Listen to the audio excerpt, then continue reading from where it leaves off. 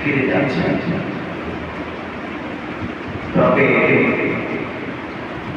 ইরানের প্রায় 14,000 নারী মক্কাতে রয়ে গেছে, এখনো তাদের দেশে তারা বুঝতে পারতেছে না।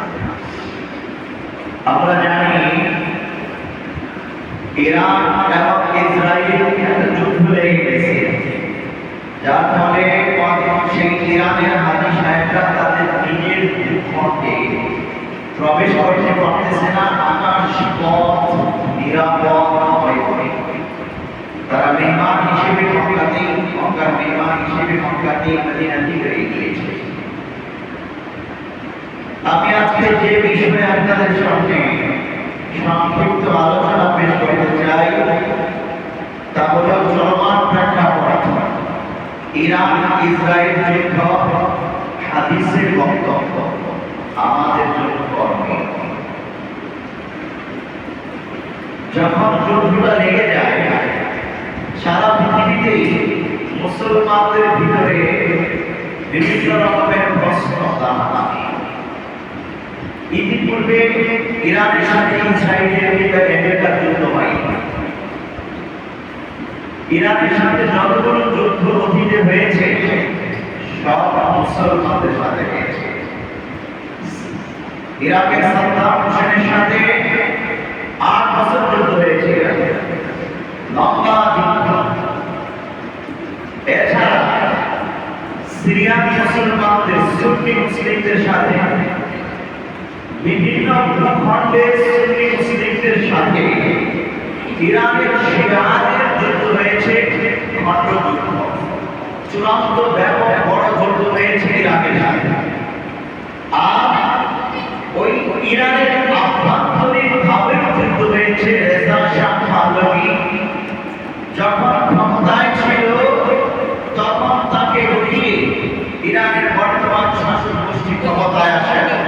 তখন একটা বিপ্লব, একটা যুদ্ধ হয়, আভ্যন্তরীণ যুদ্ধ এবং বিপ্লব।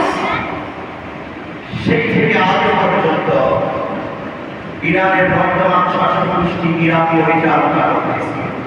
ইরানকে সমৃদ্ধ করেছে, অস্ত্রে শস্ত্রে সুসজ্জিত করেছে, একটি শক্তিশালী সেনাবাহিনী গঠন করেছে, একটি শক্তিশালী শাসনতন্ত্র গঠন করেছে তারা। এখন আমাদের কাছে বেশ কিছু প্রশ্ন জিজ্ঞাসা, এই অবস্থায় আমাদের করণীয় কি? আমরা কি করব? কাদের জন্য দোয়া করব? কাদের মনে মনে করব? পেয়ারে ভাই, এটা তো বলার অপেক্ষা রাখে না, এটা সিদ্ধান্ত দেওয়ার প্রয়োজন নেই। ইরান ইসরায়েল যুদ্ধ লেগেছে, সেখানে ইসরায়েলের পক্ষে অবস্থান নিবে কোন মুসলমান এটা কল্পনাই করা যায় না। ইসরায়েল হল পৃথিবীতে সমস্ত ষড়যন্ত্রের মূল ঘাঁটি,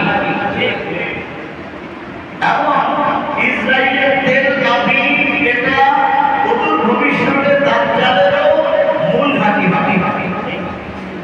যেটা সমস্ত পৃথিবীর মুসলমানদের বিরুদ্ধে ষড়যন্ত্রের মূল ঘাঁটি, এবং যেটা দাজ্জালের মূল সামরিক হেডকোয়ার্টার। সেই ইসরায়েল সেই তেল কাপিদের পক্ষে সামান্যতম মতামত ব্যক্ত করবে কেউ, মুসলমান এটা কল্পনাই করা যায় না। যারা ইসরায়েলের পক্ষে মতামত ব্যক্ত করবে, যারা ইসরায়েলের পক্ষে সহমর্মিতা প্রদর্শন করবে, তারাও ইহুদিদের পক্ষে শক্তি বলেই করবে। এরা যদি অমুসলিম হয়, আমি আবারও বলছি পরিষ্কার করে, তারা যদি অমুসলিম কোন রাষ্ট্রের নাগরিক হয় কিংবা শাসক গোষ্ঠীও হয়, তারা ইহুদি হোক, হিন্দু হোক, বৌদ্ধ হোক, খ্রিস্টান হোক, যারাই হোক, যদি ইসরায়েলের এই বর্বর জালেম ইসরায়েলের পক্ষে অবস্থান নেয়, ওই সকল রাষ্ট্র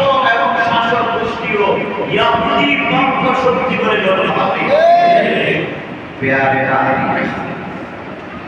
এই ক্ষেত্রে সমস্ত পৃথিবীর মুসলমানদের লিডার, মুসলিম লিডার, ওলামায়ে কেরামদের মতামত ইরানের শিয়াদের সাথে আকীদাগত দ্বিমত আছে।